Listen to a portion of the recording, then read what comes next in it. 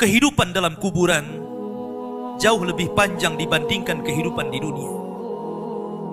Nabi SAW bersabda, a'maru ummati baina sittina wa sab'in, bahwa usia umatku itu hanya berkisar 60-70 tahun saja. Sedikit yang lewat 70 tahun. Kalaupun ada usia yang sampai 100 tahun, itu sedikit sekali. Tapi kebanyakan di bawah 70 tahun, umumnya umat Rasul itu sudah meninggal dunia. Tetapi ketika orang masuk ke dalam kuburan, usia dia di kuburan sampai kiamat ditegakkan itu panjang sekali. Anda bisa bayangkan, orang yang meninggal sejak zaman Nabi Adam sampai hari ini kiamat tidak dibangkit-bangkitkan, menunjukkan bahwa kehidupan kuburan jauh lebih panjang dibandingkan kehidupan dunia. Dari sinilah maka wajar seorang mukmin harus takut dengan kehidupan kuburan. Ma'asyiral muslimin yang dimuliakan Allah Azza wa Jalla. Tetapi para ulama mengatakan, apakah orang yang mendapatkan azab kubur itu munqati atau mustamir, terus menerus ataukah terputus? Kata para ulama, azab kubur itu hanya terputus dengan tiupan sangkakala Israfil.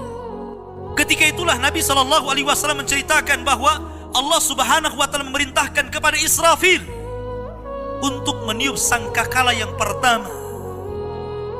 Disinilah azab kubur terputus.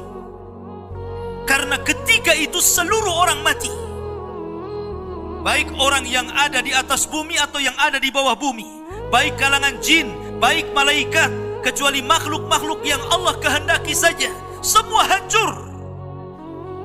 Dan Abu Hurairah radhiyallahu anhu menceritakan kehancuran bumi setelah tiupan sangkakala itu adalah 40. Bisa 40 hari, bisa 40 bulan, bisa 40 tahun. Yang jelas Allah hancurkan bumi ini. Allah luapkan lautan ke daratan. Allah jatuhkan bintang.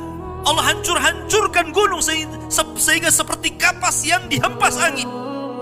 Itulah yang disebut dengan kehancuran alam atau hari kiamat. Baru setelah kemudian bumi tidak bulat lagi, tapi bumi terhampar. Allah ganti bumi yang kita pijak dengan bumi yang baru. Itulah yang disebut dengan padang mahsyar. Maka disitulah Allah Subhanahu wa Ta'ala memerintahkan Israfil untuk meniup sangkakala kebangkitan. Yang kedua kalinya Israfil pun kemudian meniup sangkakala. Maka dari situlah manusia keluar dari perut bumi. Wa akhrajatil ardu athqalaha. Allah keluarkan beban-beban beratnya. Disitulah orang-orang yang beriman, ketika mereka muncul dari kuburan, maka mereka akan berkumpul dengan keluarganya. Allah mengatakan,